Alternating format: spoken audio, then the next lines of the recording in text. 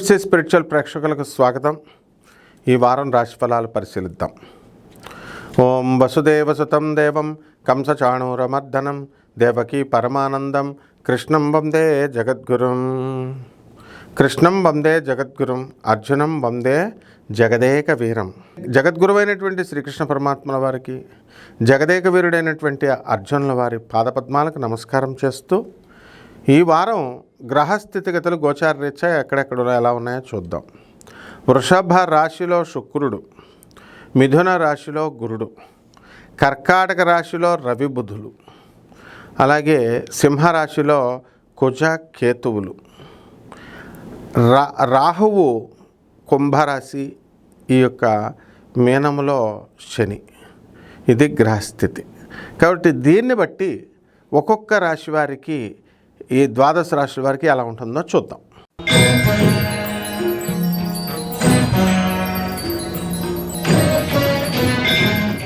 ధనుస్సు రాశి. ఈ ధనుస్సు రాశి వారికి అందరికీ కూడా మీకు అర్ధాష్టమ శనిగ్రహం నడుస్తోంది. దాని వలన మీకు ఏమవుతుందండి, ప్రతి పని కూడా కొంచెం ఆలస్యంగా జరుగుతూ ఉంటుంది. కాబట్టి ఈ యొక్క ధనుస్సు రాశి వారికి గతంలో కొంతమంది స్త్రీలతో, మీకు కొంతమంది వ్యక్తులు మీరు రిలేషన్స్ పెట్టుకునడం వల్ల వ్యాపార లావాదేవీలు, దానివల్ల లాస్ అయినటువంటి సందర్భాలు ఉన్నాయి.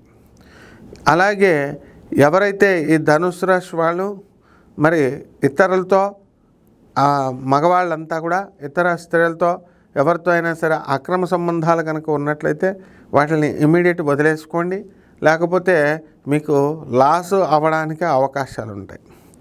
ఇక వృత్తి వ్యాపార ఉద్యోగాలను వదిలేస్తే మనశ్శాంతి అనేటటువంటిది కాస్త ఈ యొక్క ధనుస్సు రాశి వారికి ఇప్పుడు కలుగుతూ ఉంటుంది.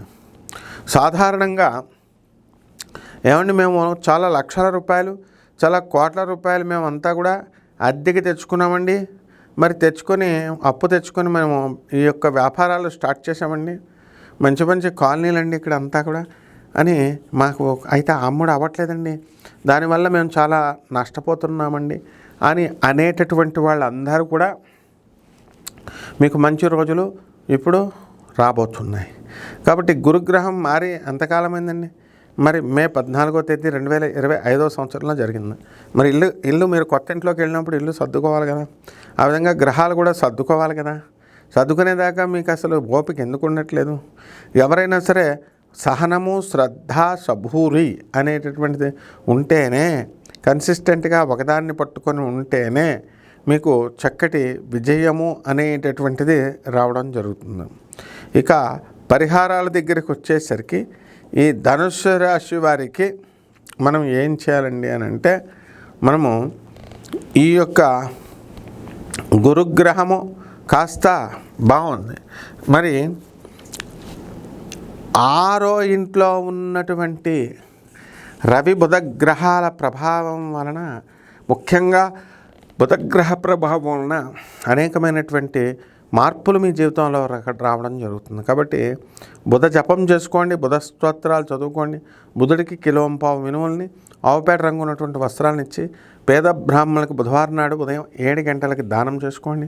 దశమహావిద్యల్లో ఒకటైనటువంటి ఈ యొక్క బగళాముఖి అమ్మవారి యొక్క హోమాన్ని మీరు ఇళ్లలో చేసుకోవడం ద్వారా అద్భుతంగా కలిసి వస్తుంది. శుభమస్తు.